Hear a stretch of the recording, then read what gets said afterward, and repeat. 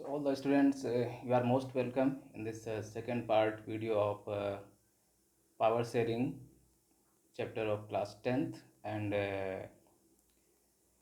last day's question was that why is power sharing desirable? Last video में first part में मैंने आपसे पूछा था कि पावर शेयरिंग की ज़रूरत क्यों है, शक्ति का विभाजन आवश्यक क्यों है, क्या ज़रूरत है कि हम पॉलिटिकल पावर को डिस्ट्रीब्यूट कर दें या फिर उसको डिसेंट्रलाइज कर दें। ऐसा क्यों नहीं हो सकता कि पूरी पावर को, पूरी सत्ता को, पूरी ताकत को एक ही जगह पर सेंट्रलाइज कर दें और कोई एक व्यक्ति या एक ही अथॉरिटी उस पावर को रेगुलेट करे, सभी चीज़ों को रेगुलेट करे। तो क्वेश्चन ये था कि why is power sharing desirable. Power sharing, शक्ति का बंटवारा आवश्यक क्यों है? तो ये ऑब्वियसली आपके माइंड में होगा और जनरली जब भी हम लोग फैमिली में या किसी भी जगह पर देखते हैं तो इसका आंसर हमें बहुत आसानी से मिल सकता है। मान लीजिए कि आपकी फैमिली में किसी एक ही पर्सन के पास सभी तरह की पावर कॉन्सेंट्रेट है। फैमिली का कोई एक पर्सन है जिसके पास जितनी भी फैमिली की इनकम है वो उसी के पास एग्जिस्ट करती है, सेंट्रलाइज है।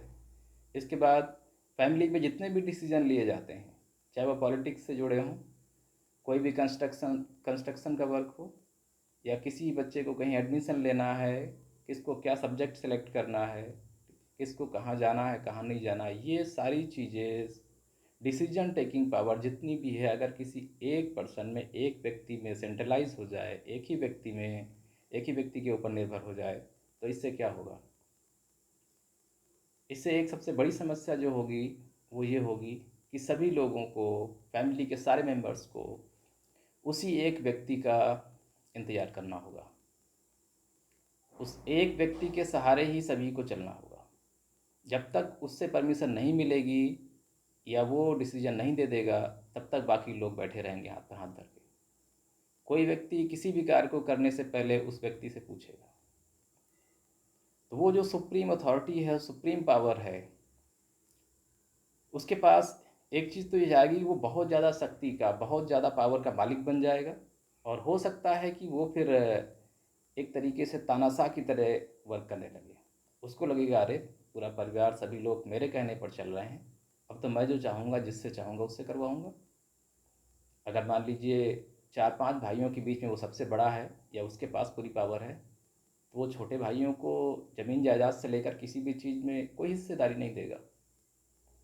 वो हर चीज़ को अपने पास सेंट्रलाइज करने की कोशिश करेगा, सारी फैमिली के डिसीजंस को अपने अंडर में रखेगा। और अक्सर परिवारों में देखा जाता है, जब किसी भी तरीके के बंटवारे की बात आती, लड़ाई झगड़े होते हैं भाइयों के बीच में, या मामले कोर्ट तक पहुंच जाते हैं, तो उसमें यही देखा जाता है कि कोई एक भाई या एक व्यक्ति ऐसा होता है जो सारी प्रॉपर्टी के ऊपर और सभी तरीके के मालिकाना हक के ऊपर अपना अधिकार जमाता है।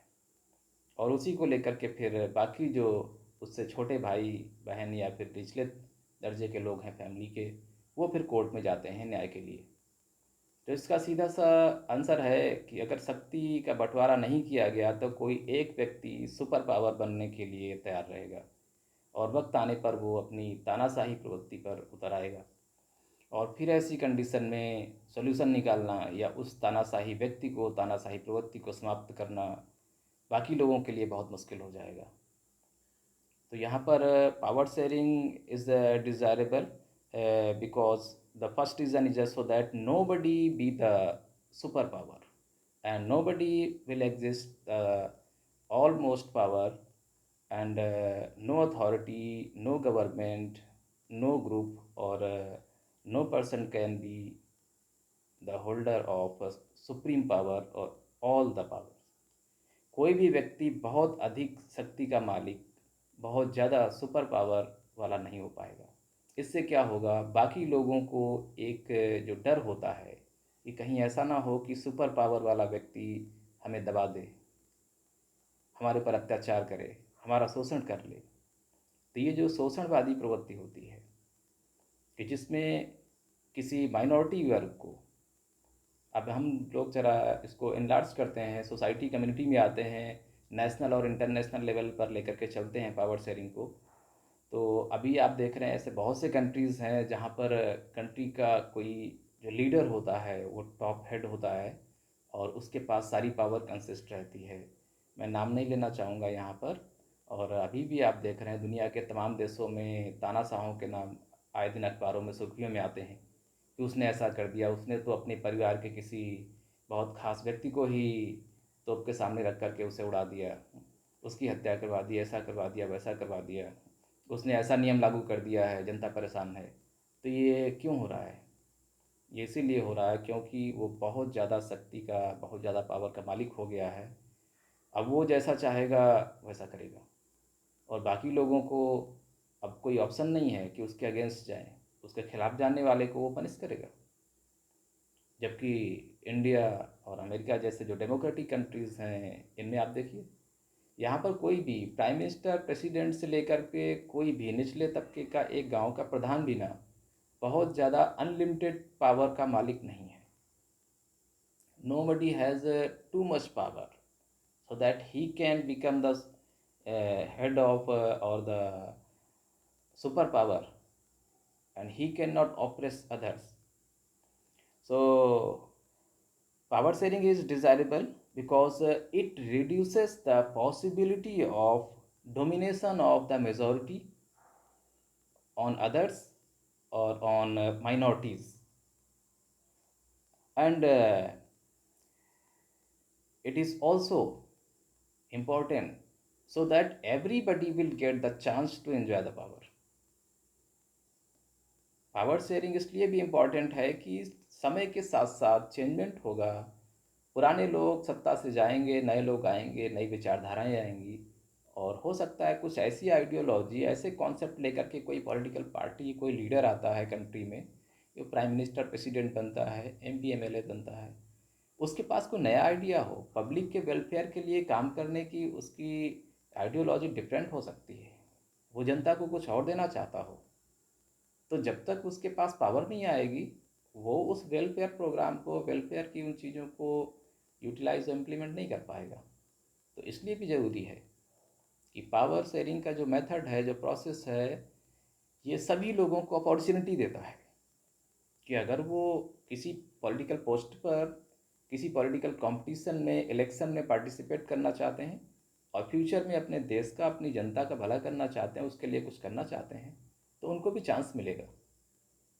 आप सपोज करके देखिए, अगर इलेक्शन के थ्रू से लीडर्स के हर 5 साल के बाद में इलेक्ट होने का प्रोसीजर नहीं होता, एक ही बार इलेक्शन हो गए होते और ये लीडर परमानेंट हो जाते, वो अपने मरने के समय तक या जब तक उनकी इच्छा रहती तब तक पद पर बने रहते, तो कितना दुरुपयोग कर लेते ये अपनी पावर का।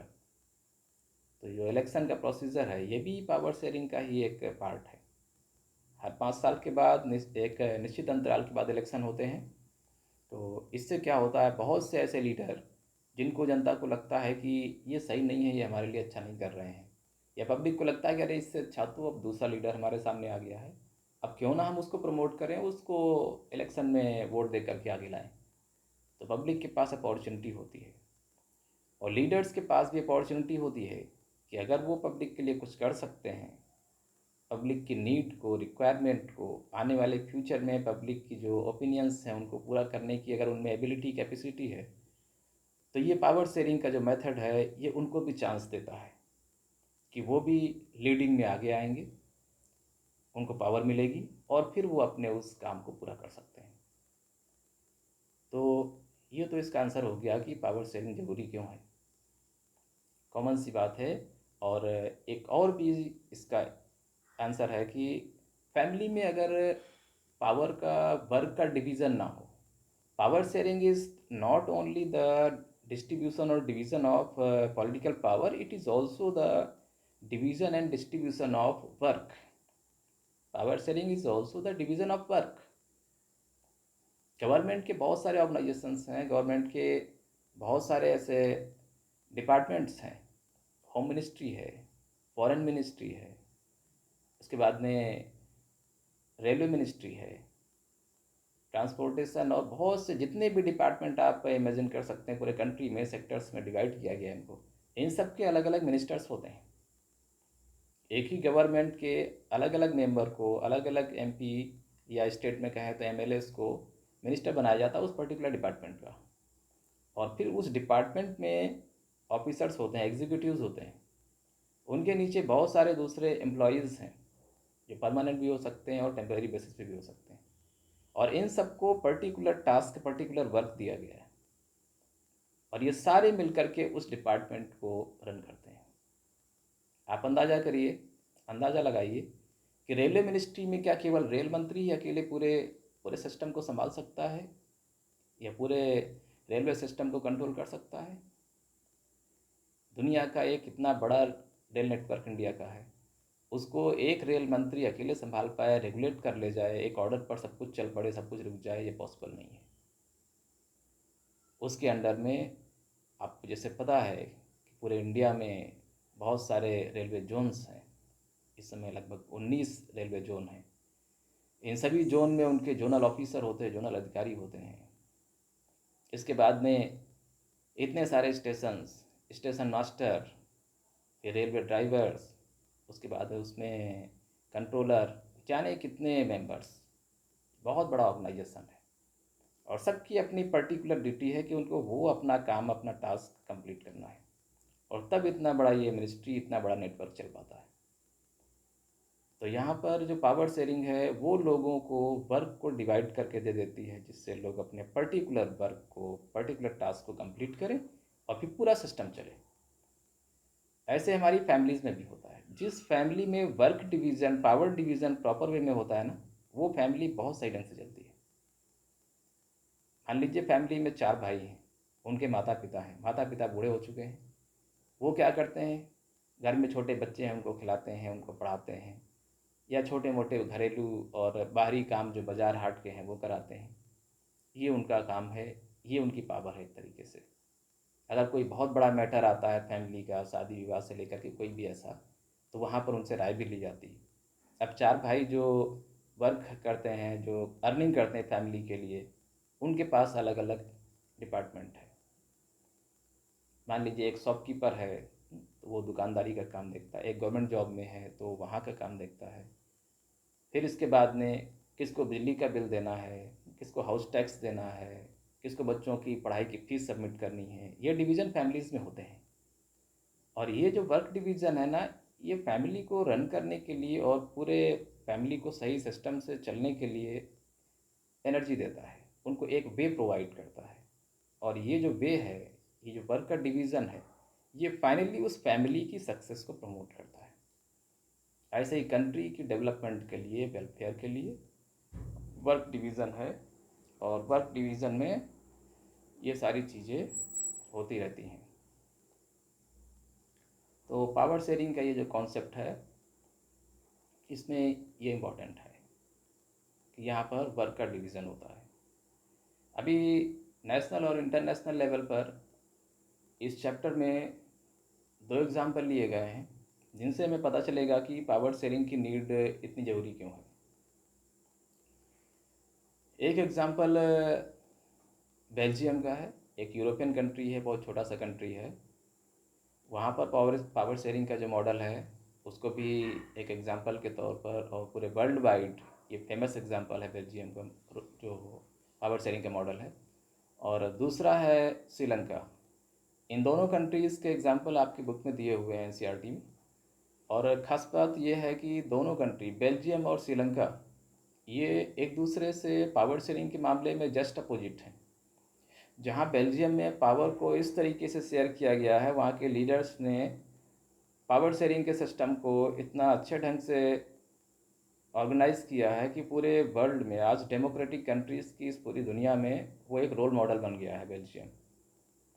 और इसीलिए आपको पता होना चाहिए कि यूरोपियन यूनियन का जो हेड क्वार्टर है वो बेल्जियम की कैपिटल ब्रुसेल्स में है। तो पूरे यूरोपियन यूनियन को भी वो लीड कर रहा है, क्योंकि वो रोल मॉडल है केवल यूरोप के लिए नहीं, पूरे वर्ल्ड के लिए। उसने पावर शेयरिंग का ऐसा सिस्टम बनाया है कि वहाँ पर जो भी कॉन्फ्लिक्ट थे, जो वहाँ पर एथनिक टेंशन्स थी, वहाँ पर जिस तरीके की एथनिसिटी है, जिस तरीके के वहाँ पर विभिन्न भाषाओं को बोलने वाले लोग रहते हैं, उनके बीच आपसी जो तनाव था, जो संघर्ष था वो समाप्त हुआ है इस पावर शेयरिंग के मॉडल को अडॉप्ट करके, तो बेल्जियम दुनिया में एक बहुत ही बेस्ट एग्जाम्पल बन चुका है पावर शेयरिंग का। और उसी के ठीक दूसरी तरफ श्रीलंका है। श्रीलंका ने पावर शेयरिंग के मेथड को और प्रोसेस को सही ढंग से अडॉप्ट नहीं किया है, इसीलिए लगभग भारत के साथ ही वो आज़ाद हुआ था और आज तक वहाँ पर अभी भी संघर्ष चल रहा है। वहाँ पर कम्युनिटीज़ के बीच में संघर्ष, मेजॉरिटी और माइनॉरिटी कम्युनिटीज़ के बीच जो संघर्ष है, टेंशन है, और पावर शेयरिंग को लेकर के, अधिकारों को लेकर के जो लड़ाई है, वहाँ पर युद्ध के हालात जैसे अभी भी बने हुए हैं। आए दिन वहाँ पर कम्युनिटीज़ के बीच में ये कॉन्फ्लिक्ट और संघर्ष होता रहता है। तो हम लोग नेक्स्ट वीडियो में और नेक्स्ट पार्ट में ये देखेंगे कि बेल्जियम और श्रीलंका में पावर शेयरिंग का जो प्रोसेस है वो किस तरीके से है, और आखिरकार बेल्जियम पूरे वर्ल्ड में पावर शेयरिंग का एक बेस्ट एग्जांपल क्यों है, और वहीं पर श्रीलंका पूरे वर्ल्ड में और जो कि इंडिया के नेबर में है, तो ये पावर शेयरिंग के मेथड को सही से अप्लाई क्यों नहीं कर पाया है, और वहाँ की जो वर्स्ट कंडीशन है, वहाँ पर जो अभी भी कम्युनिटीज़ के बीच में संघर्ष चल रहा है, स्थितियाँ तनावपूर्ण हैं, गृह युद्ध जैसे हालात हैं, सिविल वार वो लगातार फेस कर रहा है जब से आज़ाद हुआ है तब से। तो इन चीज़ों को पढ़ने के लिए हम नेक्स्ट वीडियो में मिलेंगे। तब तक के लिए आप लोग अभी इसकी स्टडी कैरी ऑन रखिए, बुक्स की रीडिंग भी करते रहिए। और जिन स्टूडेंट्स को लगता है कि वो नोट्स प्रिपेयर कर सकते हैं, तो मैं पहले भी आपको बता चुका हूँ कि नोट्स कैसे फॉर्म करने हैं।